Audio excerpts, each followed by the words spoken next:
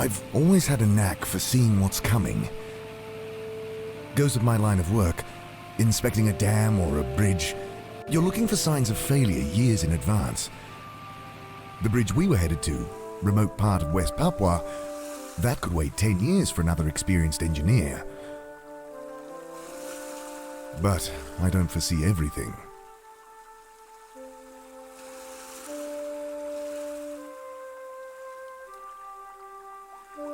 Thirsty.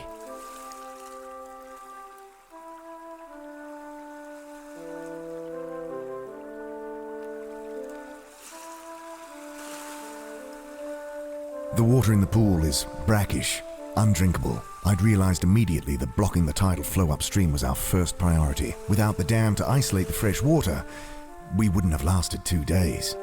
Maybe that would have been better. I gaze at the wreck of the small plane, remembering the pilot, unconscious, the panic, Donnie grabbing the controls, pulling the nose up at the last second. An eternity ago.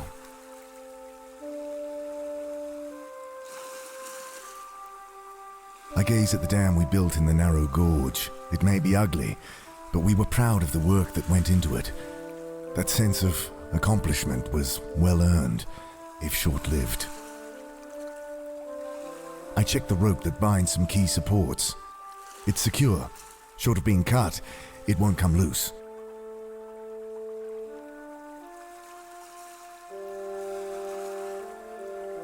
The trunk of the tree fern is wrapped in brown, hair-like fibers. I tear away a handful of the dry threads. No.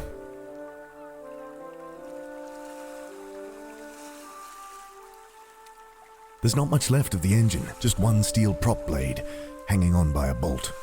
I'd need appropriate tools to get it off.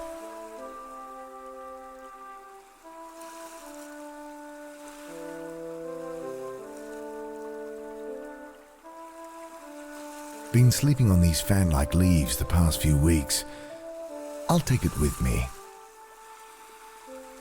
No good. It's burning well. I toss the fibers into the fire and watch them flare brightly for a moment.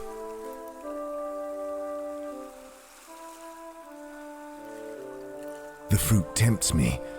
Plump berries, heavy on the branches of the shrub. We tried them, of course. Grown drunk on them. They had that effect. Lowered inhibitions.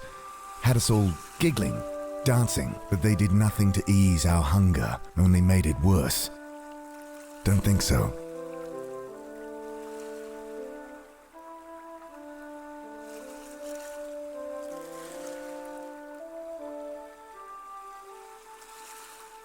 No. I tear away a handful of the dry threads. No.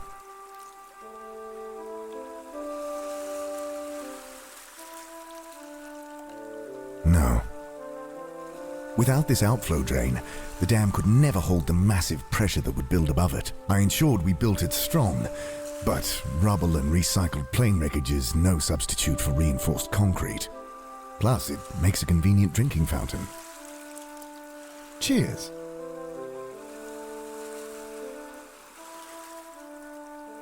Aha, my pizza is here. I spear the fish on my second attempt. I'm getting better at this. Was that?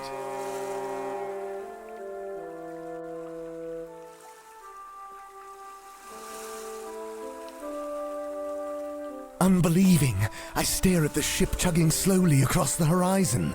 There's a lump in my throat, as for the first time in weeks, the hope of rescue is rekindled. But they won't see me. The fire.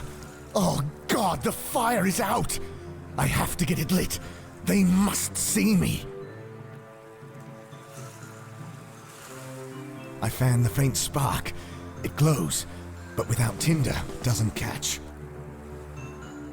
I nest the fibers in amongst the dying coals.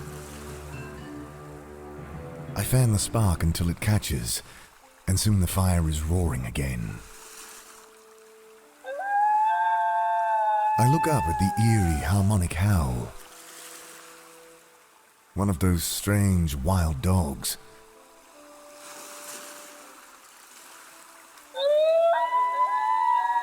You're welcome to that fish, my friend. As long as this boat sees my fire, I should be. The dog is on me in an instant, rancid breath hot on my face as I struggle to keep its snapping teeth from my throat. I bat at the monster with the branch. In response, the beast leaps forward. Iron jaws close around my throat. I see it all in an instant. No, not trying that.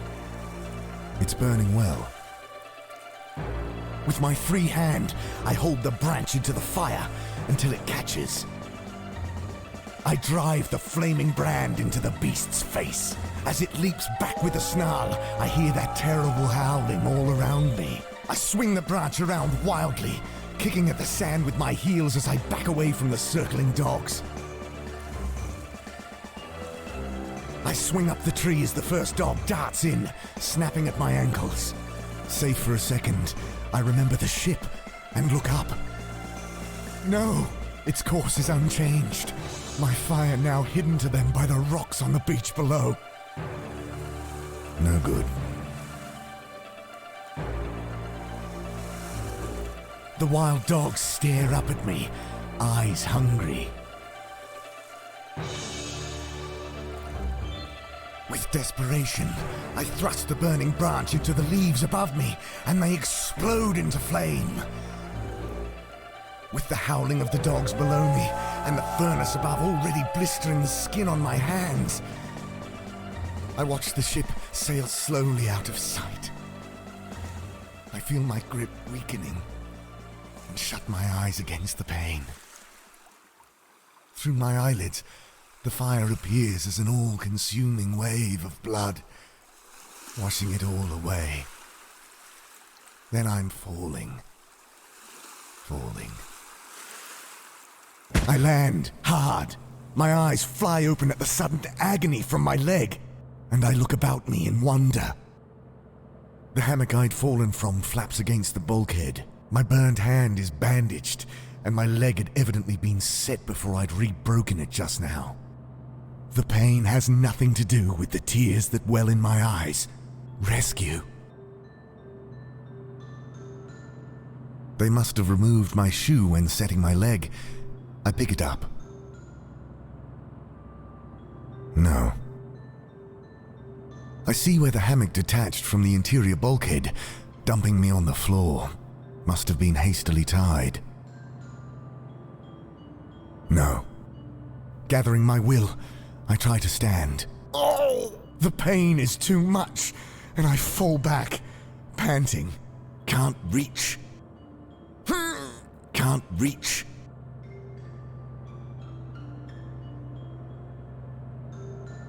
I throw my useless shoe at the mop and succeed in knocking it over. Leaning over, I grab the mop. I snag the thin rope. Don't think so. No. No. No. Grasping the mop handle like a crutch, I try to stand. Agony as my leg twists. I stifle a scream and fall back to the floor. If I can construct a splint. Can't reach. I snap the mop handle over my good knee, then, biting one end of the rope against the pane, I bind the broken shaft to my leg. Crude splint complete, I carefully stand. Sealed. I wolf down the food. Beetroot soup, still warm, mackerel, and crusty bread. There's a bottle of what I take to be painkillers, though I can't read the label. I swallow 2 with water, no, vodka, from a tin cup, and pocket the rest. The pills leave me drowsy. I'll lie down and thank my rescuers later. I wake to voices outside the door. Sealed. Don't think so. I can hear shouting behind the door. Another language. Russian, perhaps? Hello? Silence for a moment, then the door is shoved open. Ебать, он борется. My God! Thank you! Thank you! И pizza. Food belly. I can't believe you found me. I'd given up. Заткни его. I catch anger in his voice. Blinking away my tears, I see their faces for the first time. Faces red with rage. Do any of you speak English? My question cuts short as I'm shoved back onto my bad leg, makeshift splint shattering. Дипсик. Ситолуте. Please, I don't understand. Нирбудум сет, капитана. Не двайдис. Shocked, I stare at the gun shaking in the man's hand. I grab the broken shaft of wood. I swipe at the pistol, knocking it clear. Frozen for a moment, we all eye the gun.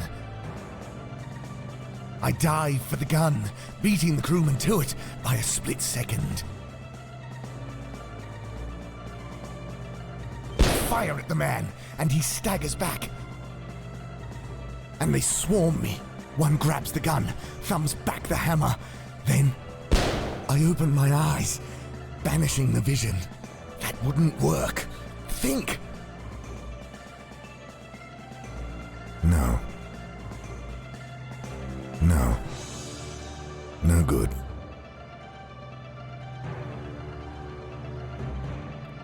I dash to the side. And they swarm me. One grabs the gun. I shake my head to clear the vision. Something else.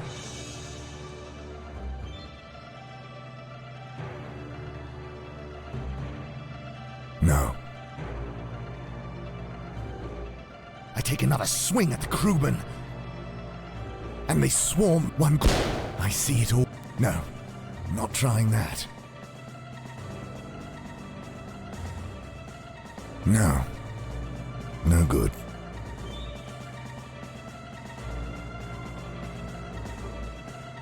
Don't think so. No. The pipe's hot, steaming slightly in the damp air. Fire at the pipe, it ruptures, spewing a jet of hot exhaust. Coughing, the crewmen jump backwards. I stand, feeling the bones grinding in my leg, though dulled by the strong painkillers.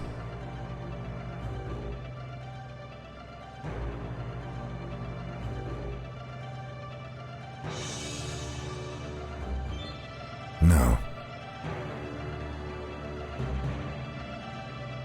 No. No good. Sealed. I shoot out the window and clear the remaining shards with the butt of the pistol. Then, head spinning from the cocktail of pills and carbon monoxide, I plunge into the water. I hear their screams in my head. The wet thud of blade biting into flesh. The snapping of bone. I see the red wave again, washing it all away. I open my eyes. No, not back here.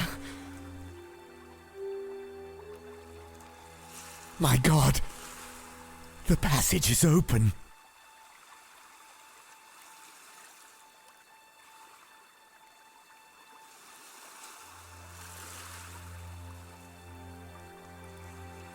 Had they gone through? Is that why they attacked me? Oh God. They must have seen the old campsite. Please, no! I was free! The blood, the bodies, the madness I left behind there. I can't go back. But I must. The crew of that boat. I have to stop them. I crawl through the fuselage and out the severed tail of the aircraft.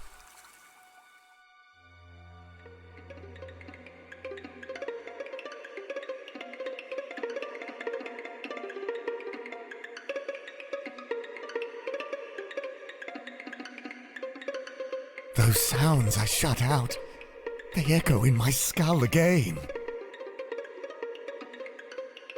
Screaming, laughing, cutting. A man walks towards me. By his shirt, I see it's the ship's captain. Wait! Stop! No, you can't be here. You monster! You killed them. I can explain. The berries, they... Shut up! I should kill you now. No, Please go. Before it's too... The thing lands on him, knocking him into the muck. There's a sickening crunch as the rock in its hands comes down on his head. She looks up, smiling. Ian, you came back. Anna. Oh, God. Anna, stop. No. Can't let it rot like the rest. Come, have some. There's plenty. I turn and vomit noisily, shutting my eyes against the sight. I should never have left them. When they'd started on the pilot. I mean, he was dead already. But still, I'd had to leave. I couldn't watch them as they... God, I should have done something. Oh, Ian. I always liked you, Ian. Come, sit with me. I have to end this. Somehow. Approaching, I gag on the oily smoke that bleeds out of the bonfire. I won't touch the vile fruit. I notice the pilot's helmet wedged under the tail of our plane. I try, but fail to free it with my bare hands. I won't touch the vile fruit. I take what seems to be a fragment of propeller, sharpened into a cleaver. I won't go carving up bodies for no reason. I try to lever out the helmet. It's slick with blood and gore. I need something better to get good leverage.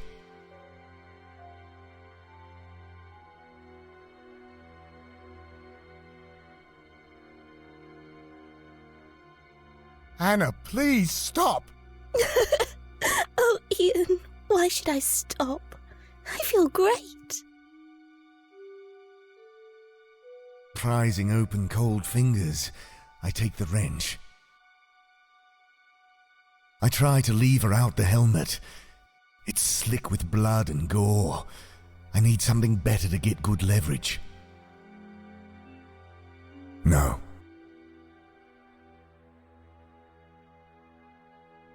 No.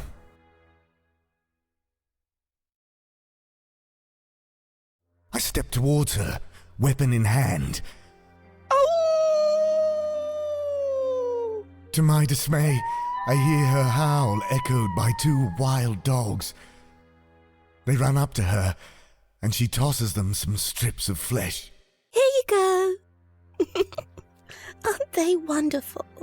Oh! Those dogs will rip me apart before I get close.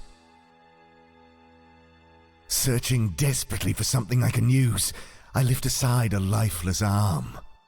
To my dismay, it comes away from the body. No.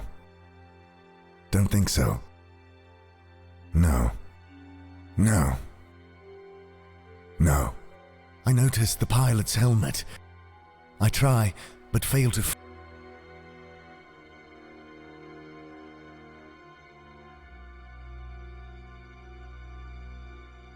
Don't think so. I throw the horrid meat to the dog. It splashes in the water, where the dog sniffs it, then gulps it down.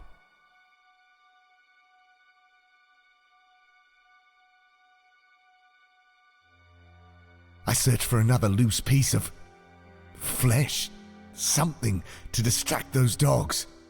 I'm half relieved to find no more loose parts. If I'm going to distract that dog, I'll need to... Oh, God, help me. I close my eyes and hack off a chunk of meat. That's it. That's it.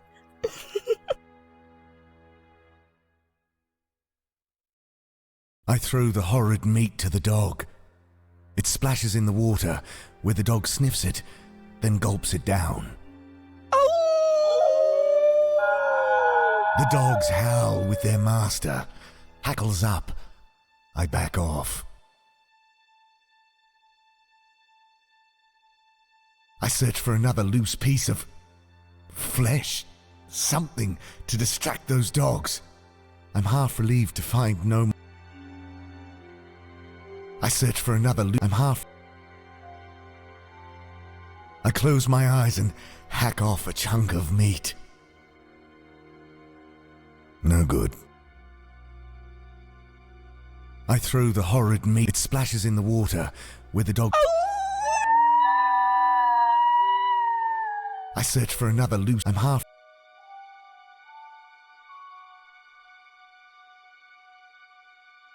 I close my eyes and... I throw the horrid meat. It splashes in the water. I take aim and pull the trigger. Nothing but a wet click. The gun is empty. You want these? Pulling something from the jacket of the captain, she holds it up. A packet of rounds. Laughing, she tosses them behind her. Come and get them. She returns her attention to the body, and I notice the watertight packet float down to the dam. Come back, Ian. There's nowhere to go. Not taking my chances with that feral thing.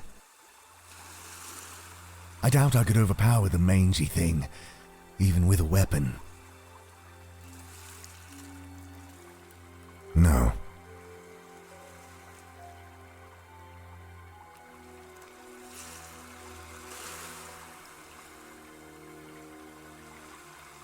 No. It's cold. Dead.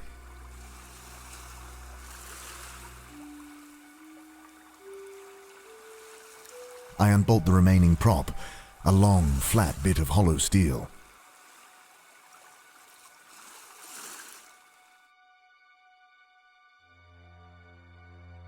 I wedge the propeller in under the helmet and push down hard, bending the prop badly in the process. The helmet comes free, and I'm greeted by the remains of the pilot's head, grinning up at me from inside. No. No good. No. No. Don't think so. No. Don't think so. There's not much meat on the thing. I don't think they'd be interested. Oh God, listen to me. No.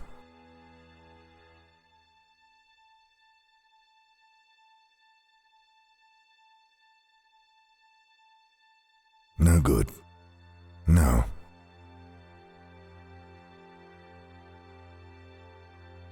No.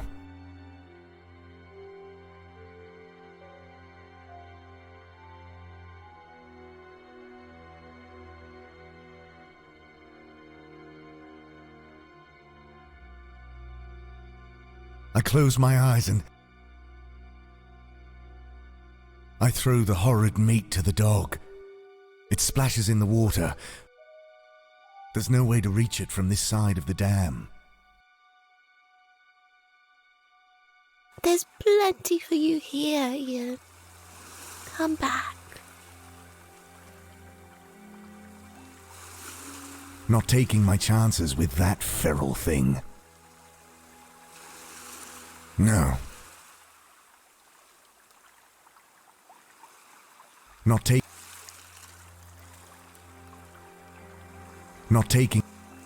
The dog either hasn't seen me, or it's ignoring me. Either way, I don't want to get too close. There's not much meat on.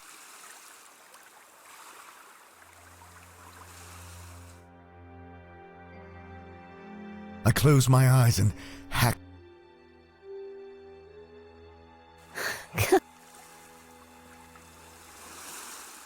I throw the horrid meat to the dog. It sniffs it, then gulps it down. Not taking.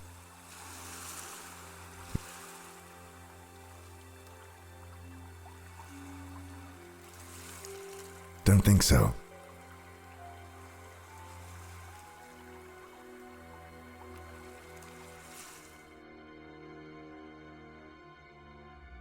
I close my... I crush some painkillers and brush it into the meat. No.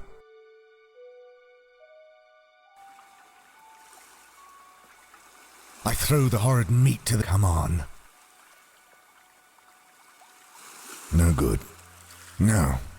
No. No. No. It's secure, short of being cut. Against my better judgment, I sever the rope. The dam shifts slightly, and I hold my breath. It settles, and after a quick survey, I'm confident it'll hold, providing there's no further stress. No. I fling the rope up to the top of the wall. Won't catch. Need some sort of hook. I tie on the bent propeller, making a serviceable grappling hook. The hook catches near the top of the dam. I struggle up, blood now soaking the bandage of my burnt hand. I can't reach it. Need something to scoop it out. Don't think so. No.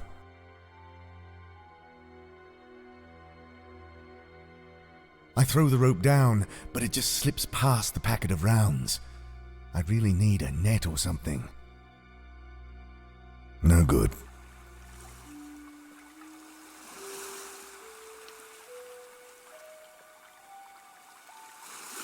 No. It's cold.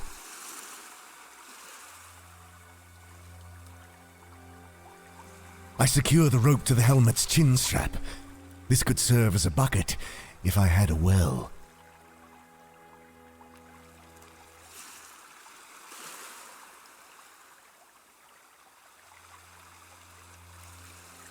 I tie on the bent. I secure the rope to the... I throw the helmet in behind the floating packet and start dragging it back towards me. I'm bringing the bucket up when I see Anna whirl around. I see what you're doing up there. She leaps cat-like up the embankment, and I fall backward in surprise.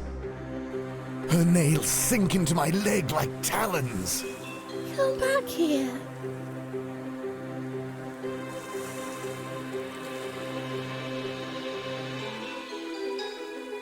I struggle against her claw-like grip. The dam shudders beneath us, and she laughs, digging her nails in deeper.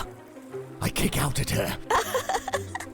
I kick at her face again, connecting with a crunch. She drops me, and I fall. My head strikes a rock, and I'm out. I come to only briefly. I see her standing over me with the cleaver. I shake my head to clear the vision. Something else.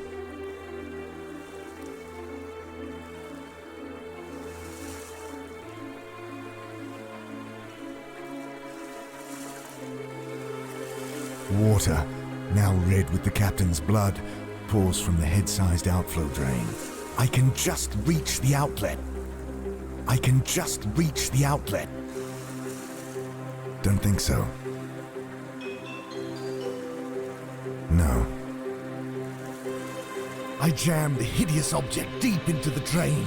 Almost immediately I sense the pressure building behind. A terrible, surging power pushing inexorably on the wall. She pulls me upward, and I feel her hands close about my throat. The wall falls silent for a moment, then bursts. A red wave. washing it all away.